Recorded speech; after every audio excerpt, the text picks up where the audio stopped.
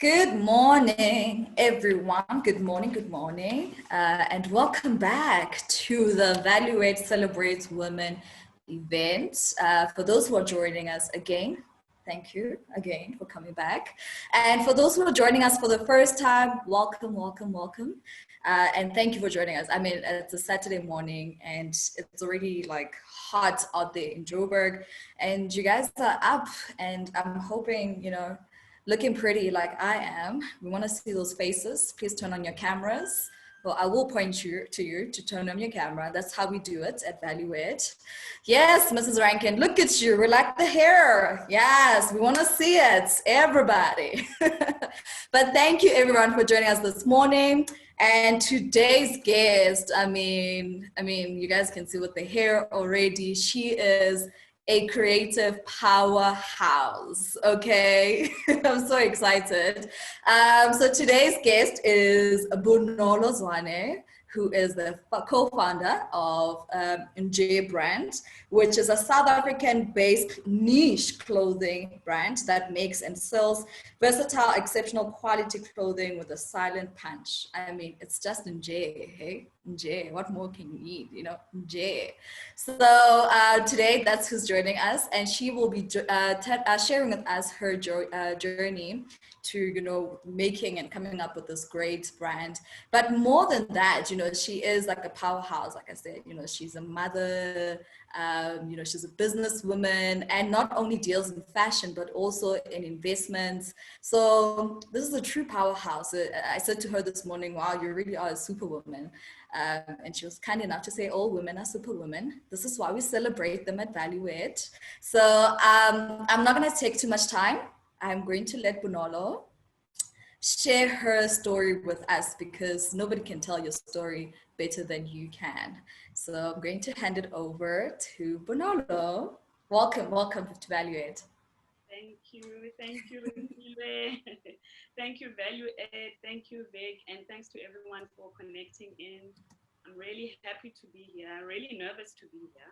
I don't think I've ever had a chance to tell my story in as much detail and vulnerability as I'm about to now. So, it's a little bit nerve-wracking. But, well, let's get into it. So I'm a very structured person. So I've tried to create some structure because I've got 20 minutes to talk about, more than 20 years of my life almost. And I thought, a lot about life is about black, white, and gray, right? So I thought, let me start with the black and white, which is really the bland stuff about demographics, where I come from, and what I'm doing now. And then I'll spend a lot more time on the gray parts, which are generally the messy parts, which is generally where most of the growth comes from, most of the confusion comes from. And it's probably why a lot of you have connected in to hear about the gray. So I'll start with the black and white. Very simply, I was born in 1982, which makes me 38.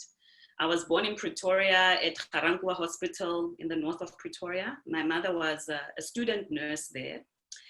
And I then, lived in a number of different places. So I'm the eldest of two children, of my parents' children. And after my mother had me, I lived in Atteridgeville with my grandmother for a couple of months. Then my mother had to go back to school. And then I lived in Kagiso in Krugersdorp with my mother's sister for a couple of years. And when my parents were settled, I went to live with them in Mabopane. And then they did the upward mobility sort of thing and moved to Kelvin, and I stayed there.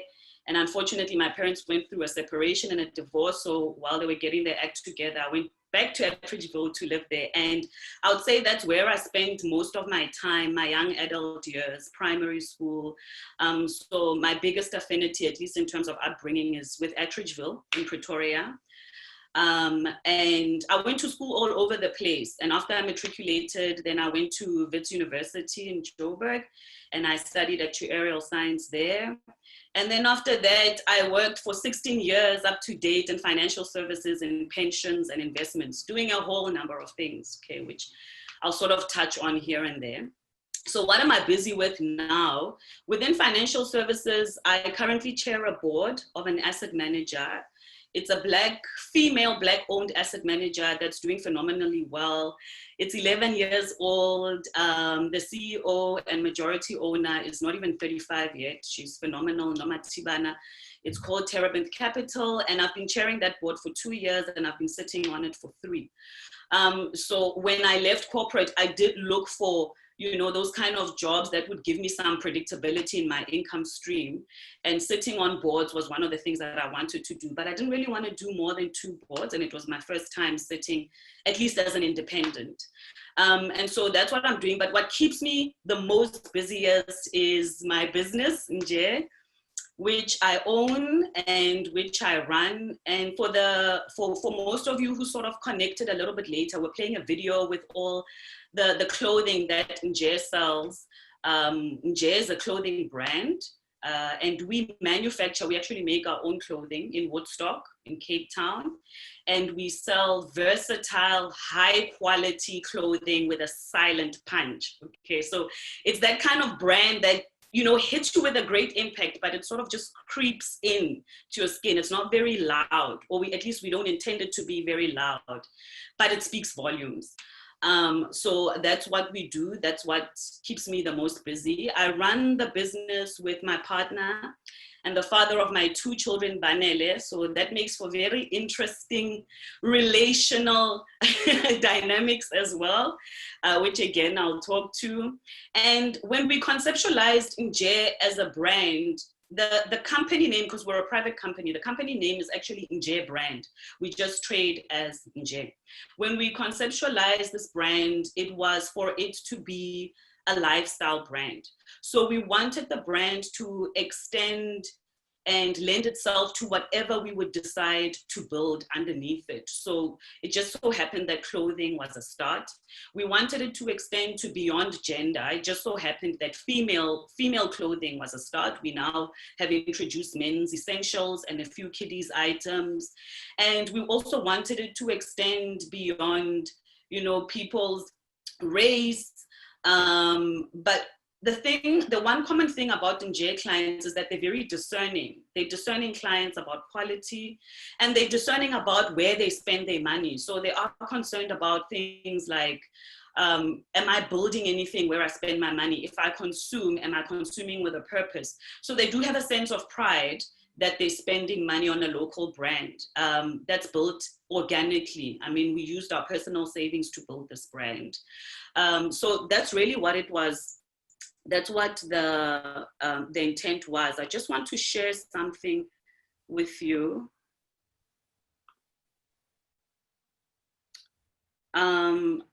So when we envisioned this brand, we said that we wanted it to be a lifestyle brand, like I said, founded on inclusive exclusivity, okay? And that's all really frills for saying. When we say inclusive, it doesn't mean we're for everyone, but we meant that we were about variety, we were about versatility, and it meant the brand needed to extend beyond cities, beyond borders. It needed to have an international appeal. And actually, that's why we have the bird. The bird is a pigeon. The pigeon reference came from the fact that we thought, well, you know, you can find a bird, a pigeon anywhere. You can be in Kailicha and you'll see a pigeon and you won't question its existence. You go to New York, you see a pigeon. You go to Venice, you see a pigeon. And we just thought it lends itself so well to that kind of versatility and variety and the kind of exportable nature of the brand that we wanted. And when we say exclusive, it wasn't really about to the exclusion of, but it was about exceptional quality in whatever we produced and in our service delivery. So we spent a lot of time on that. And when Banele and I started the business, geez, so much was different. You know, before we started the business, neither of us had children. Now we had 2 children. I was very skinny. He was very chunky and bulky. You know, we lived in Joburg and not in Cape Town. We were both employees and we weren't employers. And in the last 4 years, all of that has, you know, really sort of flipped around. But really, that's really what I'm up to now. And how I transitioned to this place where I'm my own boss and I'm not an employee, and where I'm also not primarily in financial services, but I made a transition into manufacturing and retail. It's actually two businesses and not one business. Has been a very long, rewarding, painful, joyful, experience. And it all really, I think, when I think of my big moments of transition, I would say there were two, at least from a mindset point of view. The first of those was really understanding my gifts and trying my best to dwell in the fullness and the freedom of my gifts. And the second of those was this persistent nightmare that I had for months and months on end that used to keep me up all night. So I'll start with the first one. Everything that I did in my life, every job that I did, everything that I studied, I always really was content doing it. I never really felt any sort of dissatisfaction, even when I worked in corporate. I never really saw myself as a business person. I wasn't exposed to a lot of business people. My family and my family friends really have more of an academic kind of professional background, and no one was really running businesses. But I was quite resourceful, and I was quite good at managing money and growing money. But the main thing is I was decent at quite a lot of things. So I was a decent musician, singer. I used to do musicals. I used to do Latin and ballroom dancing. I was great at connecting with people. I was really good at making complex concepts very simple. And so I had a lot of these gifts, and I always felt torn, amongst all these gifts, and I never really knew where that would take me, and I didn't know if I should choose, but I'd already invested so much in one particular aspect of it. So what really helped me was when I worked, with Litseho, at one of the asset managers in Joburg, they used to do those psychometric tests, those behavioral tests that sort of, like they try and pitch your character traits, in a certain bucket. They try and say, this is your bias as a person in terms of your character. So they'd have a circle and they chop it up in 4. And the one part of it was being analytical and observing. The other was being fiery and aggressive. The one was being earthly and grounded. And another one was being creative and being a visionary. And most of us have very high scores in about 2 of those and a little bit in 3 or 4. And I had exceptionally high scores in all 4 and to an equal extent. And the summary of the report was that what the facilitator said was, I would be in conflict for most of my life. I would probably settle down very late in my life, relationship-wise, career-wise. And instead of frightening me, that gave me such a huge sense of peace, because I finally understood that this is just who I am. And I thought to myself, maybe I don't have to choose. Maybe I can find a space where I can navigate all these different gifts and dwell in the fullness of these gifts. And business has been that place for me, because as many of you know who, some of you run businesses, you really have to be great at everything, especially in the beginning. And only once the business matures, you can start sort of delegating to those who are better than you at all of those things. But I do understand when I have a lot of conversations with people, the sort of resistance or the fear when it comes to not choosing and being in all these different spaces, because you've generally made a choice of where you want to invest your efforts and your life very early on. And it's very difficult to sort of see how to sort of not lose everything. You always think about, what if I lose everything that I've built so far and I can't make the connection between what I've invested in and what I think I might want to go for. So it's a very difficult decision to make for most people, which is what I understand. But very soon after that, maybe a aha moment of mine, I met Banele, and that was in 2014. And we met at Rosebank Mall, and he was working for a high-end retailer, and I was there at a dance studio for like my lessons. And we both had a passion for fashion. We both loved to put, pieces of clothing together, and like, any sort of new lovers, we we would really sort of dream and talk about the things that we wanted to do. I just want to show you. This was our living room back in Joburg, and we'd pop some bottles of wine and we talk about the kind of legacy we wanted to build. And we didn't even know we would be in fashion. We just knew that we would build something and we would call it Nje, because Nje almost crystallized all of these versatile aspects about ourselves personally in a very simple and, you know, clear sort of form. And at this time, to be honest, I was a little bit frustrated with a couple of things at work. I was really my roles were more of an advisor and a technical specialist than anything. And I used to tell Banele a lot of stories, and he just simplified it to me. And he said, you know, babe, the issue is that you're a chef that's not cooking. That's all it is. And he carried on watching soccer, as men do. But that really stayed with me. And I thought, well, maybe he's right. He's seen something, and I'm sort of just, you know, talking about all these many different stories, but this is really what it is. I'm a chef that's not cooking. And so I soon started looking for opportunities to cook. And what that meant for me within asset management was, well, maybe it's time for me. I've managed portfolios, I've managed money, I've done strategic work in asset management. Maybe I should actually manage or run an asset management business and be responsible and accountable for some big outcomes. Long story short, that's how I ended up in Cape Town. I got a job to head an investment business, which was a hedge fund business for one of the insurance companies here. And that's me and Banele, when we packed up our passports and immigrated to Cape Town from Joburg.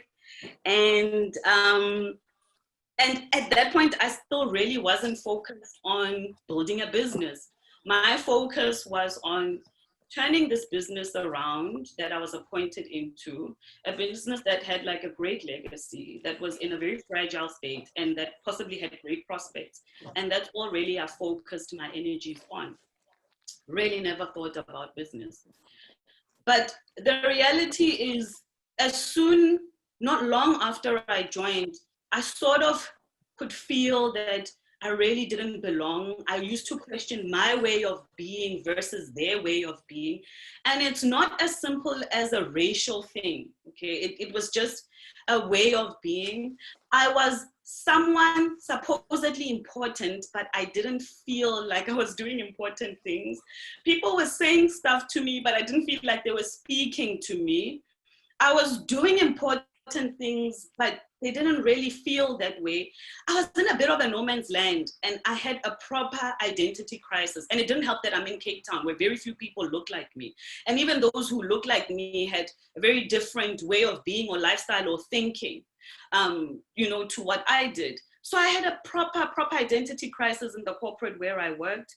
And it didn't really help that the business was kind of this business that needed a lot of work to be put in it. So that's all I did. I tried to ignore all of that was going on the inside and just push this business forward and push my team forward. But, you know, this feeling wouldn't go away. And up until that point, right, from Joburg, I had been having, like I mentioned earlier, this persistent nightmare, probably every second or third week. And when I moved to Cape Town, the frequency of that nightmare intensified. So this nightmare was about, when I was in Joburg, it was about these massive seismic waves, like coming for me like a tsunami, like 5 stories high. And every time I had this dream, these waves would just get closer and closer, and I'd just wake up in a sweat and I'd be very scared. And when I moved to Cape Town, these dreams just intensified. These waves were getting closer, they were getting higher, and it didn't really help that I was staying right by the beachfront, like on Beach Road. So I was getting really, really nervous, and I didn't understand what that meant. And one day in my dream, these waves just caught up with me, right? And I lost everything inside. My car, my flat, my belongings, everything. And I was like trying to swim afloat, trying to stay afloat. And I had my colleagues, and they were also there, and they're trying to swim away. And they're like, follow us. And I'm swimming with them. But every time I swim with them, I can feel that my lungs don't have the capacity to keep me. Like I keep gulping more water in. And eventually I decided to swim upstream and swim on my own. And the short story of it is I ended up on dry land. I had nothing on me but just like a pair of shorts and a t-shirt. And in my pocket, I had my glasses and I had 20 bucks. And what I did with that 20 bucks is I bought my most favorite food, which is my keep, you know, those multicolored like popcorns. They're my most favorite.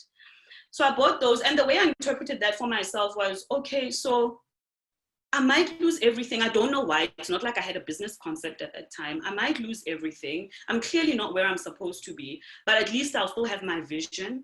I'll have enough for what I need, and I'll have my favorite things, and I'll live a very colorful life. So I was very poetic about it, right?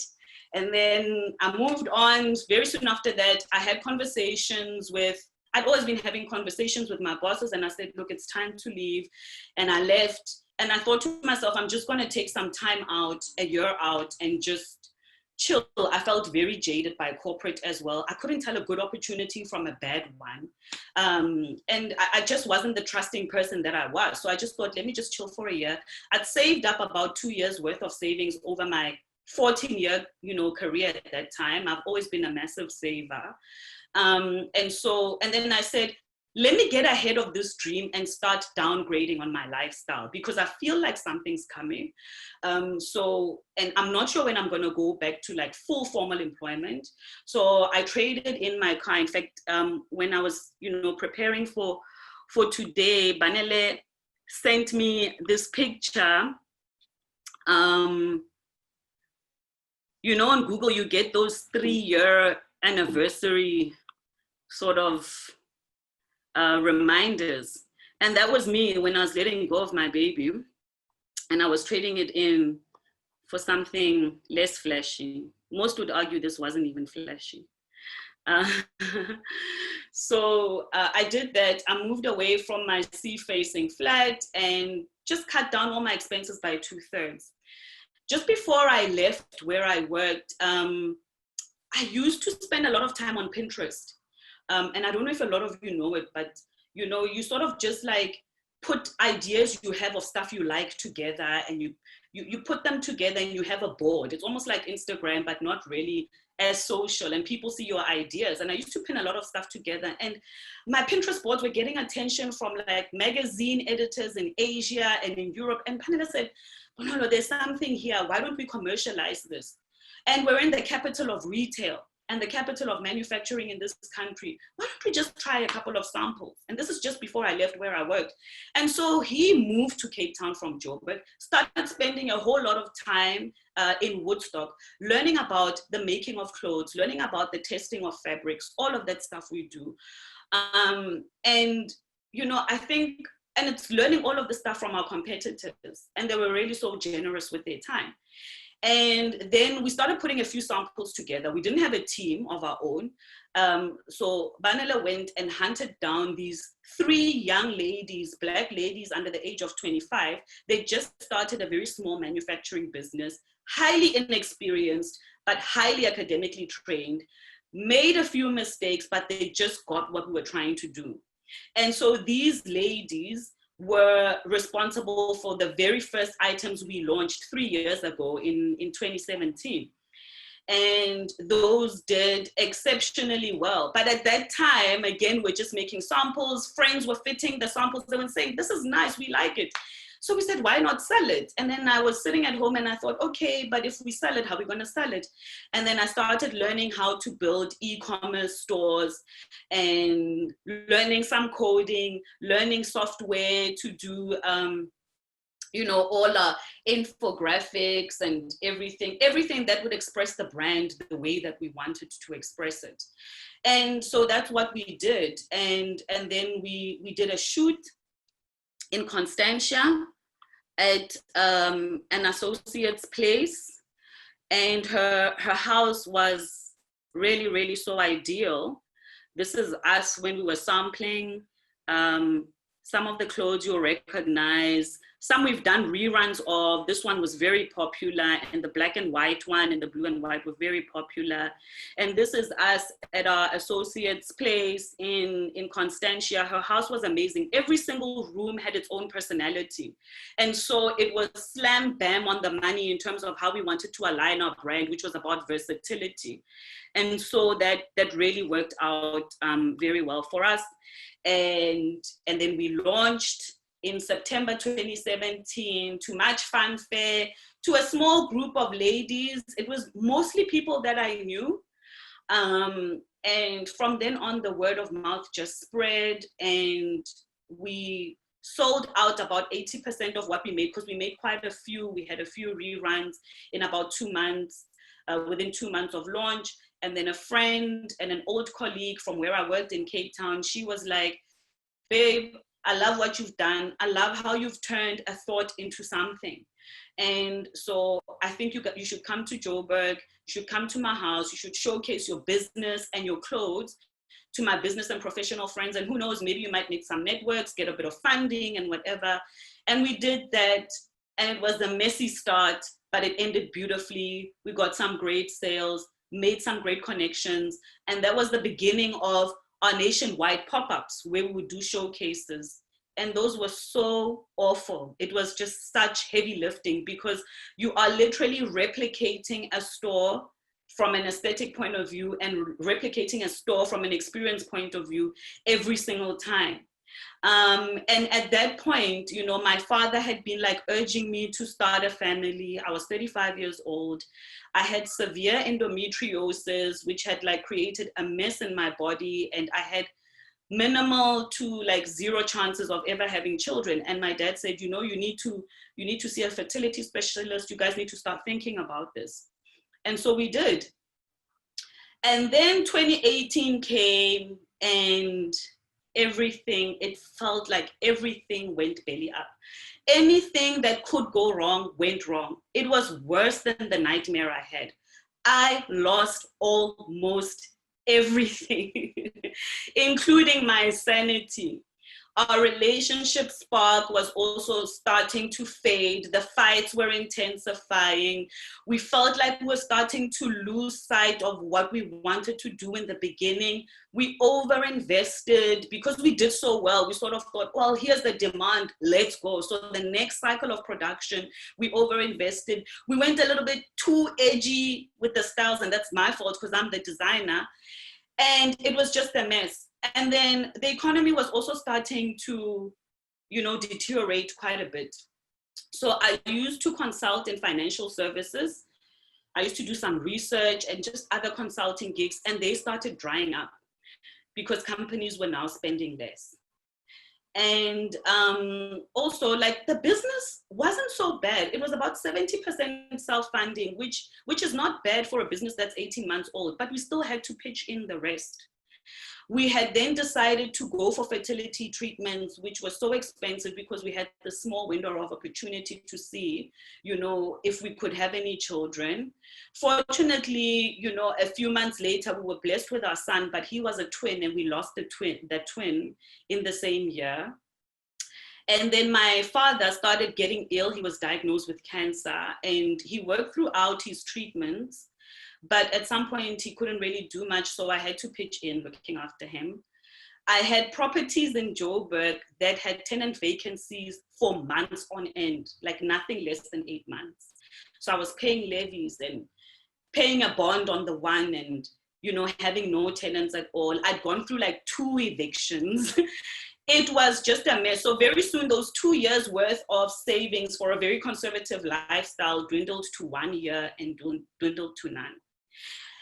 And I think, you know, what that experience has made me appreciate is that, sure, one needs to make room for so much that can go wrong. It's not about focusing on the bad, but it's just about having your mindset ready so that your mental state can have the capacity to at least handle it. Because as all these things were happening, it was a new shock to my system the whole time. And it's not great to build a business under that type of pressure. Pressure, competition is good, but that type of pressure, you know, wasn't really great. And so it was a very exceptionally difficult time. And in 2019, we sort of said, look, let's go back to the drawing board. There's too much noise. At the same time, we survived because of our loyal customers. We still had regular customers. Our sales still exceeded the sales of 2017, but our expenses also started going up because we started manufacturing for ourselves now. We started building up a team little by little, started off with some freelancers there. A lot of people in manufacturing don't like to work for someone. Their skills are very rare.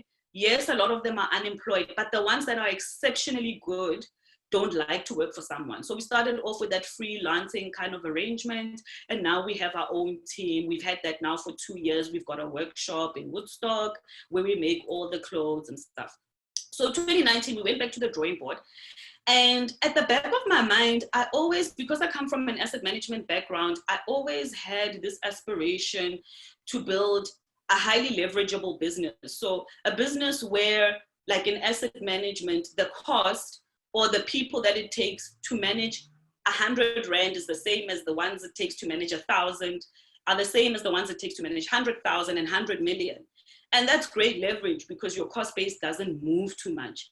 And I always had that at the back of my mind, that how do I re-engineer this business? Because we're a ready-to-wear business, meaning we have to have items that are ready. If you go online, the items are immediately available to you unless they're sold out.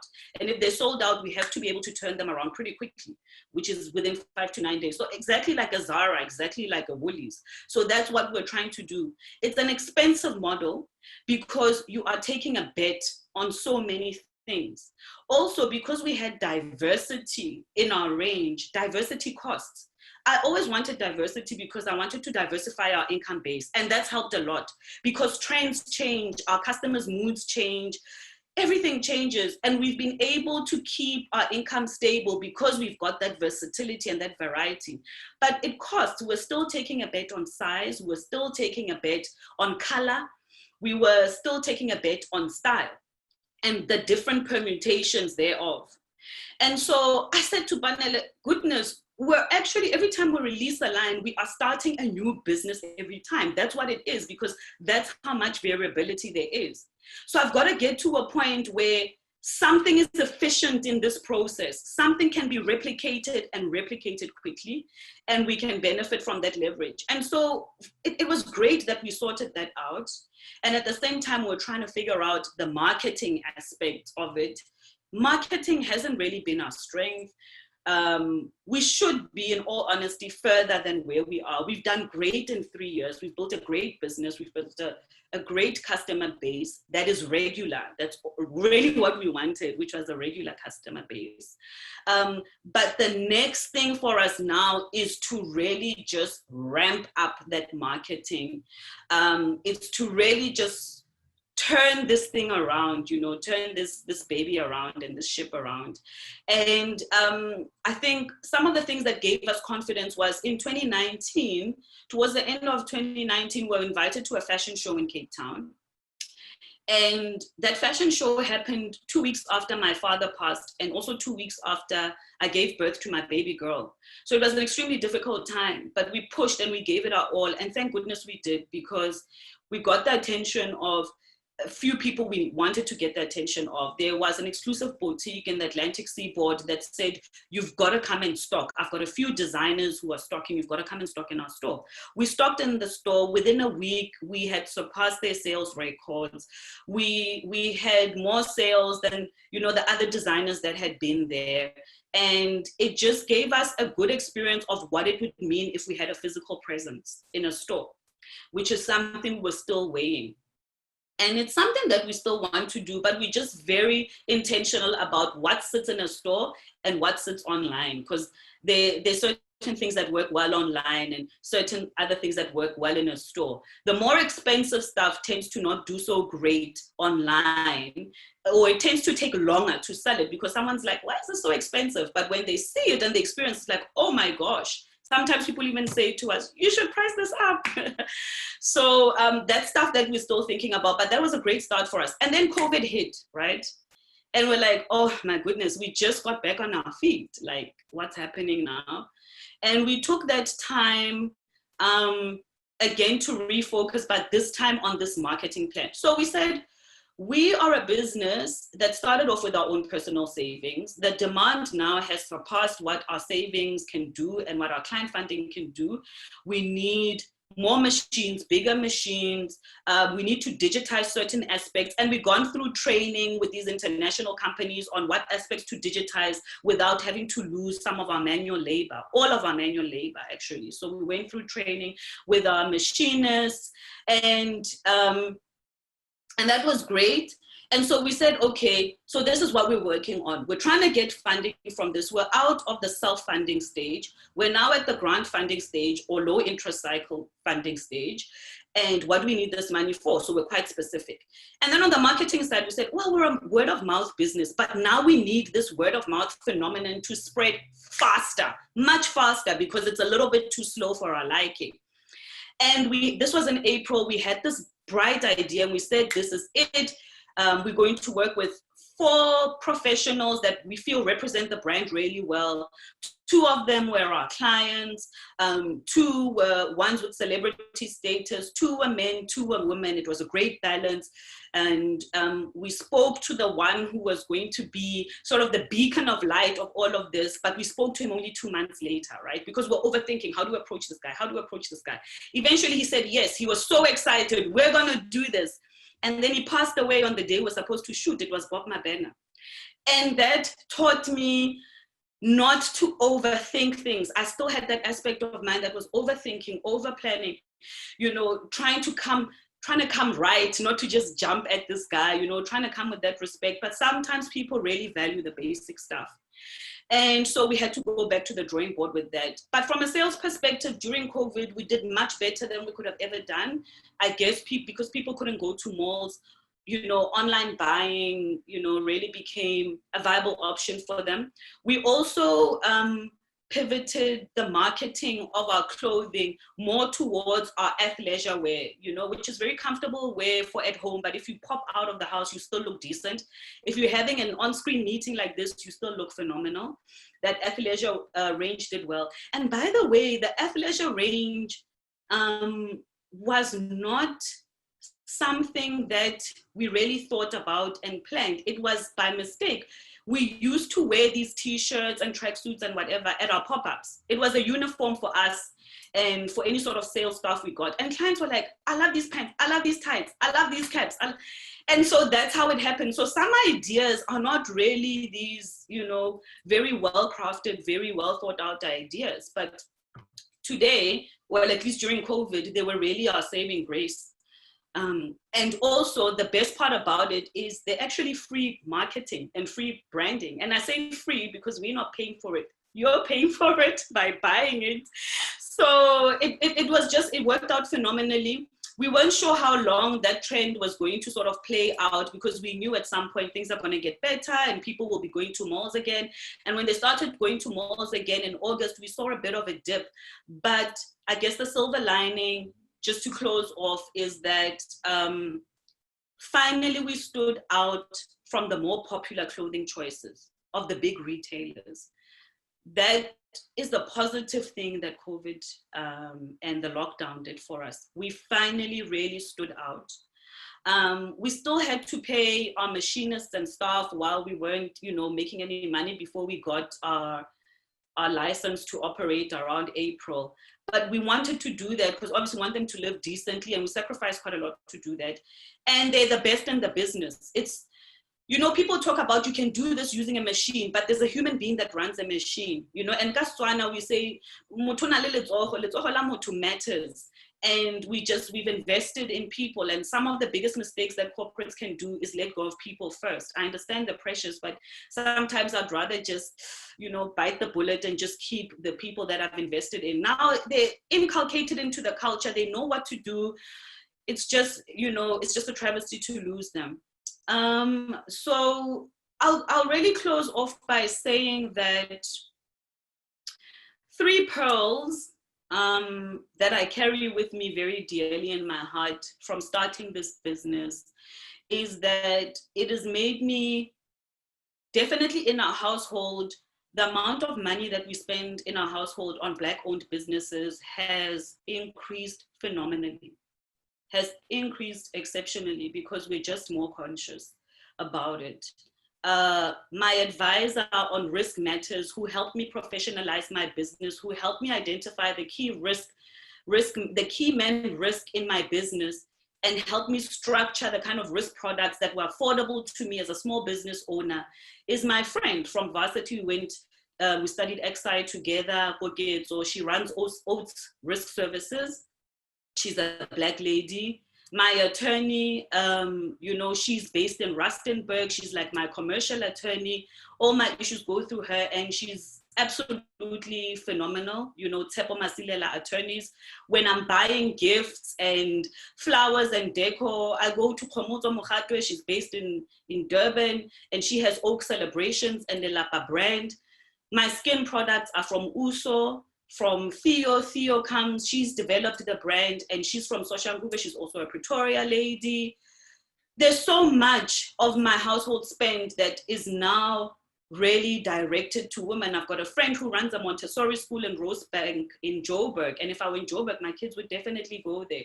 So it's really just made it that much more real, and not just something I would like to do to make sure that I spend more. And I respect all of these people, because it's not easy to make a penny from your thoughts. But it's such a proud moment when you see yourself making a rand from just your thoughts.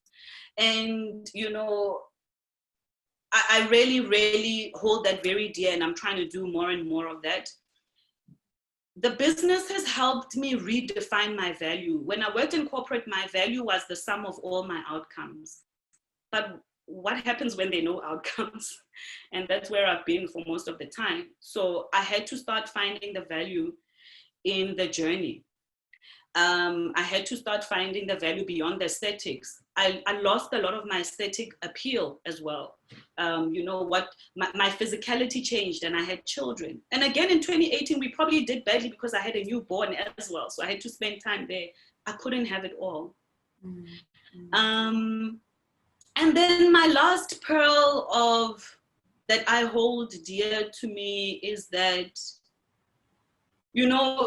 like they say, in uncertainty is very frightening, because in uncertainty, a lot could go wrong, but a lot could go right as well, So that's it. Yeah, that's my story. Wow, thank you. I mean, that was just, I actually didn't want it to end, and I'm like, where's the book? We need a book, like writing the book, because I need more of this, I mean, this was just the therapy session I didn't know I needed, number one, because as a newly entrepreneur myself, and just having so much coming at me at the moment, and just not knowing how to handle all the responsibilities that I have, and going through on the streets, we call it diagowisha. That's what we say on the streets as youngins. We're going through the most. So just hearing your story and how you just come out, alive over and over and over again. I mean, that is just very, inspiring. And for me, I think it's just this whole session has given me a chance to breathe and, just say, you'll be okay. You'll be okay. Bonolo made it, and she's still making it, so you will also be okay. Relax, baby girl. And, just reading the from the chat box as well, everybody is just saying how inspiring, your story is and your journey. And thank you for sharing that. We don't always have a lot of people coming on to these platforms and being vulnerable about their stories, telling us the ups and downs. We always have the glittery good stuff, but for you to share all of that, I mean, thank you, really, really thank you. So just because of the time that we have, and also you answered all the questions I had. So there goes my research. I have no more questions for you. But what I think we'll do is we have about, we have about 20 minutes. So what I'm going to do is just ask everybody to share, what were their biggest takeaways from this whole session? I think you covered everything from, how you made the transition from finance or investment to fashion. you're journeying into, coming up and picking yourself up over and over again, the success of the business, what's making it successful now, and what is, you have in store for the future. I think you covered all of that. So, just based on looking at the chat box and what everybody's saying, it has been a very inspiring morning, but I want to know what are the biggest takeaways from everyone, and what was so inspiring about what touched you, what you related to most, and why. I think today's session is more about sharing our stories, which is very important. It's like old school, sitting at the fire in the evening with the grandmothers and the aunties and everybody sharing their stories. So I want to hear from everyone. What are your biggest takeaways from this, and why? Vic, I see you had unmuted yourself. Do you want to share? You want to be the first? I don't mind going first as the guy. Your story is amazing, and somebody who's just jumped into entrepreneurship. It's the wave that's interesting. The enthusiasm and the excitement of starting and getting going, and then life meeting you in more ways than one, but still continuing. I think for me the interesting thing is that you're still going. None of it made you stop. None of it made you quit. So that's my takeaway, because I understand the ups and downs and the difficulties and all the unexpected trials. But what my takeaway is, keep going, and particularly through this time. It's amazing that COVID has actually been positive to you, but I think it's testimony to what you were doing prior to this time in your preparation for this period. So thank you. Giving me enthusiasm. Thank you, Vic. I want to read this comment from Lerato, and she says, wow, your story is sensational. We also buy into the story behind the product, which is, I think, one of the things that I'm now like, I'm going to be a regular Nje, buyer, because the story just behind the product itself and what it stands for, the values of the brand, right? And she says, you go on to say, your brand story is about the meaning of life, experiences as a whole, the ups and downs, but always picking yourself up. The story everyone needs to hear. Thank you. I'm inspired. And absolutely right. You're right. Spot on. I think the hearing about the brand, and thank you, to us at Evaluate, for this platform, because everybody else gets to know that, the Nje is not just about the, quality and style and, it's sassy and it's, punchy, but the story behind it as well. I mean, please take out your coins, get out your coins, let's support and then go buy. But absolutely. And I'm guessing that's your partner right there, Bonolo?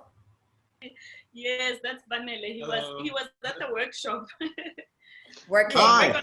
Hi guys, how are you? Hi, Banele. Good. We've just heard the whole story, so it's fantastic. Oh wow, okay. It's a long story. I'm shocked how she managed to put it for you in such short space, a short amount of time. We need a book quickly. Yes. A book, yeah. Everyone's been telling her to write a book about, yeah. Absolutely. Is there anyone else who would like to share?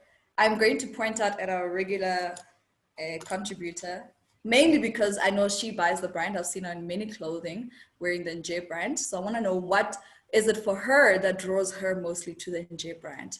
And that is none other than Lesego Branken. Yeah,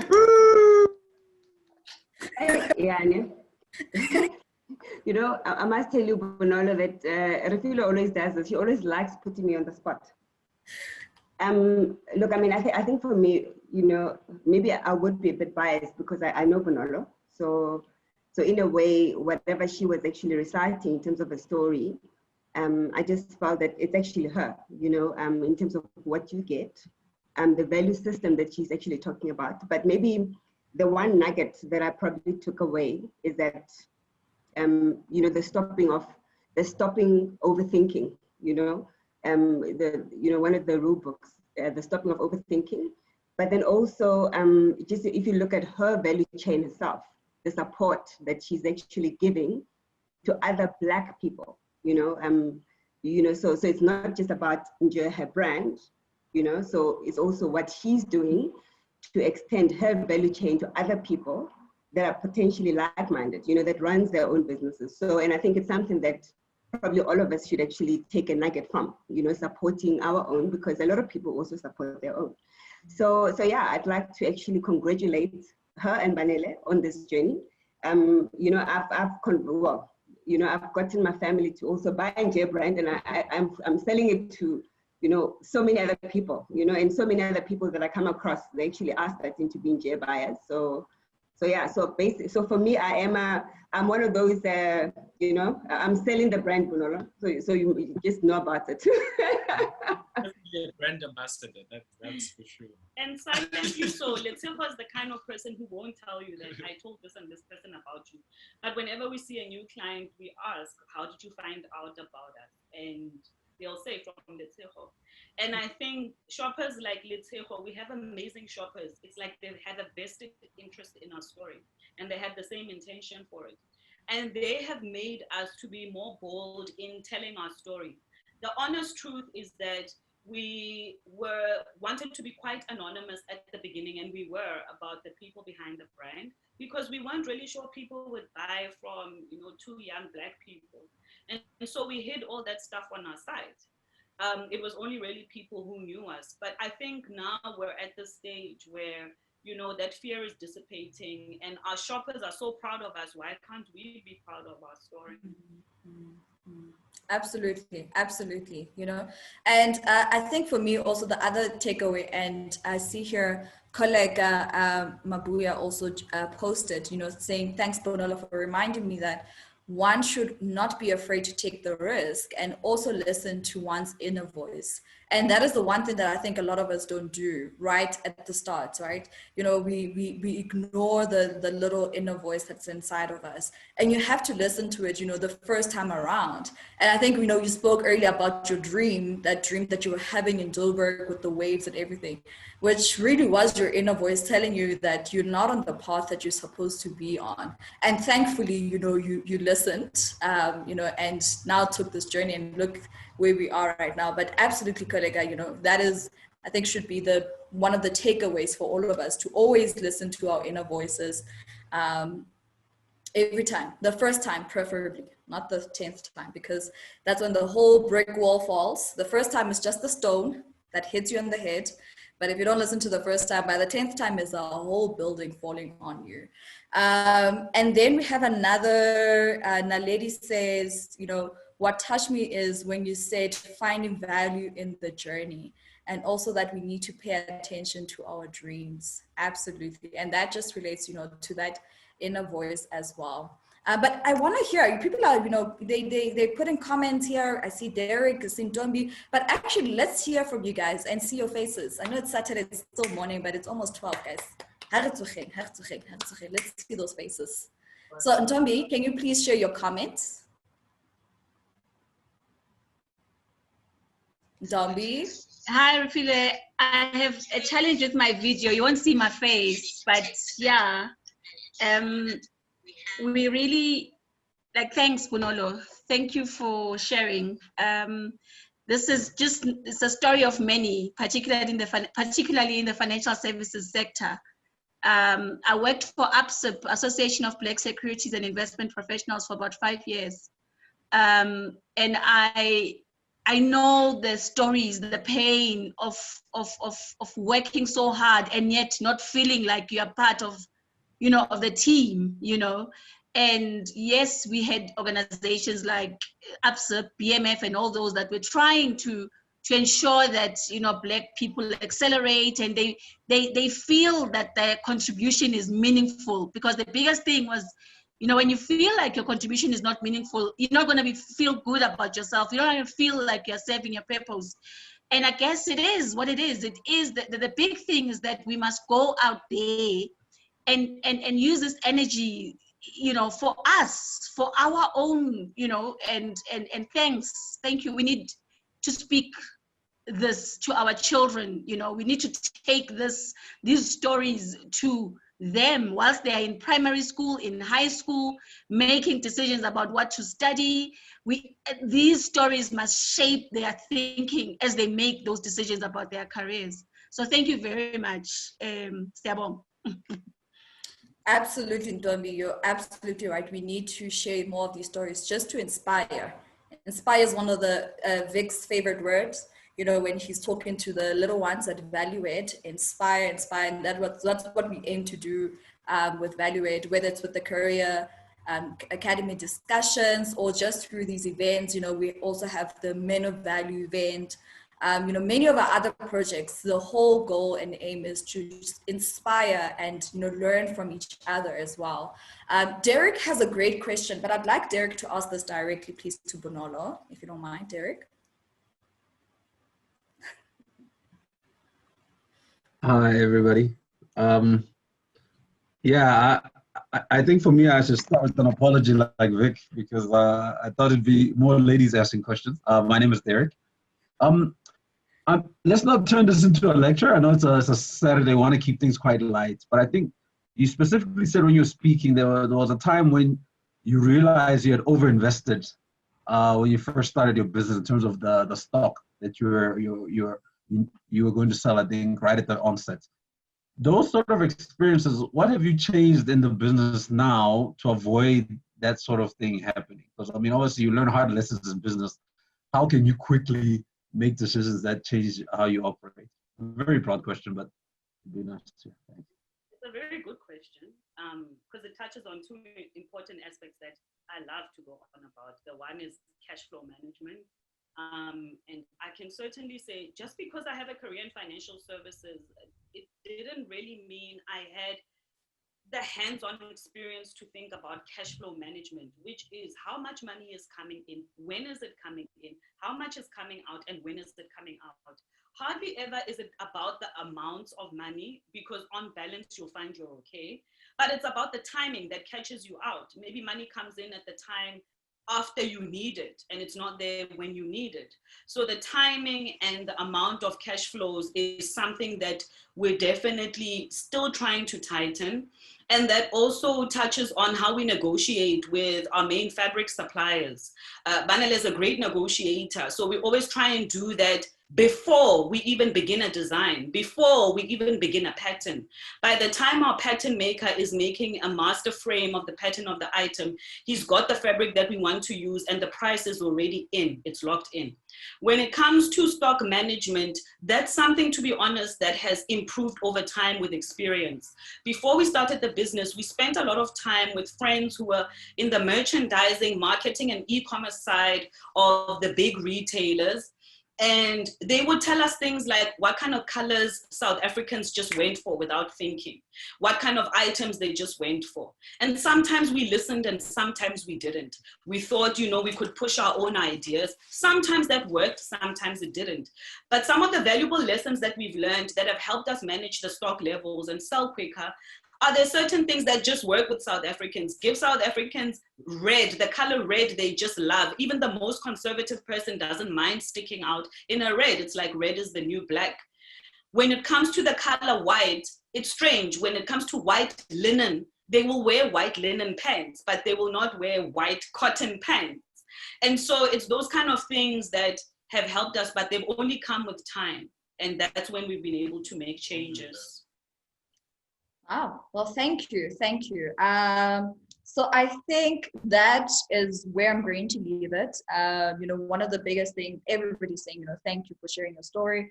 It really has been, you know, an inspiring one. And we are waiting for the book, please. Not in 5 years, but preferably in 2 or even a year. You are Superwoman, you'll be able to do it.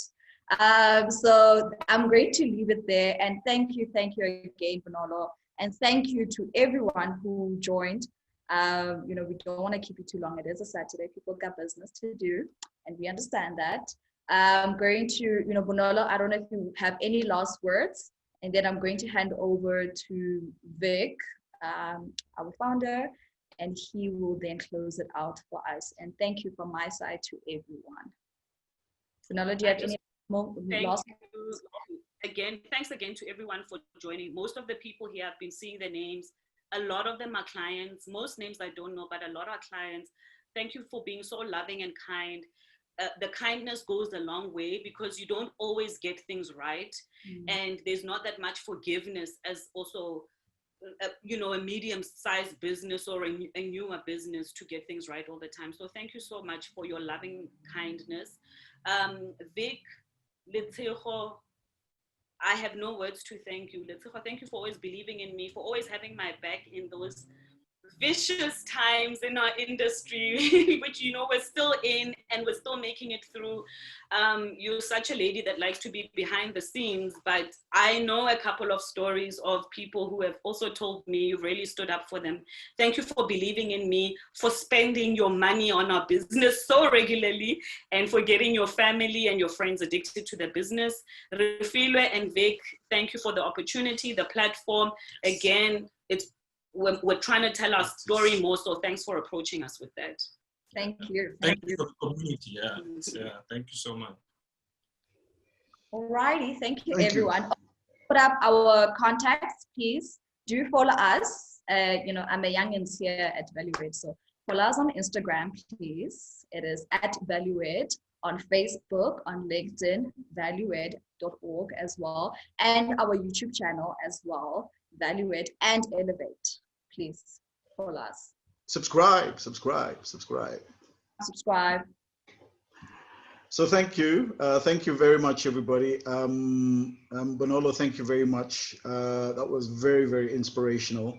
And, you know, a couple of things came from it for me, just to end off. The one is that I certainly think that your versatility crosses the board, and I know this is designed to very specifically celebrate women, and that's what we did, and with specifically you, but to cross the board into some of our other areas, particularly, for example, men of value. One of the critical things that you did say here is, and it's the one that, you know, Derek alluded to as well, is this construct of following your dreams and your passion. And I think one of the things when we started with Derek, who hosts that one, the men of value, is what we're trying to do is examine who we are as men. And one of the critical things in the examination is what I call this balance sheet look at yourself. You know, what are your assets and what are your liabilities? In other words, what are you adding value to? And one of the things I loved you said here about your brand is it's about adding value. It's not just simply about producing something and turning it into a commodity. It's about adding value. And I think in society, that's what we need to be doing. If we don't get to that point where you are, which is not to be the chef that's not cooking, then if everybody can understand what's their chefness, what is it that they're meant to be doing, and then go and do it, I think it changes our world very, very significantly. And that's really what we try to do at Value Add with all the different programs and all the things that we're doing. And one of the things about understanding the impact of what it is that you're going to do is that you can have the dream and the great rosy idea, but you have to prepare for it, right? Cutting back, you know, saving, making sure you're ready for the tsunami that will come in some occasions, but just being prepared. And that's another thing that we try to go on about. So thank you everybody for joining. One of the critical things that we do with Value Add over and above this is to try and pass this on to young people. Make sure that they're aware of the skills that we've accomplished and developed, but also the skills that they need to continue to accomplish and work on so that they can become better versions of who they are. So we will be sending out ways in which you can support us and help us. But one of the great ways of supporting and helping us is coming onto these sessions and listening and hopefully being inspired yourself. And as Refilwe alluded to, inspiration is the most critical seed in anybody in order for them to get ambition, in order for them to be motivated, and in order for them to apply what it is that they're doing. And just hearing and seeing you in terms of what you're doing, Bonolo, has been an inspiration. And that sows the seed of people's passions and hopefully ignites that into what they're purposely driven to do. So thank you everybody for coming on board. We'll be having another session. The Men of Value session will be on, so you're also very welcome to attend those. We'll be putting those out. Please go to our different social media sites to see that, so that you can get some reference in terms of timing for that. But have a good Saturday, have a good rest of the weekend, and enjoy, and thanks for coming.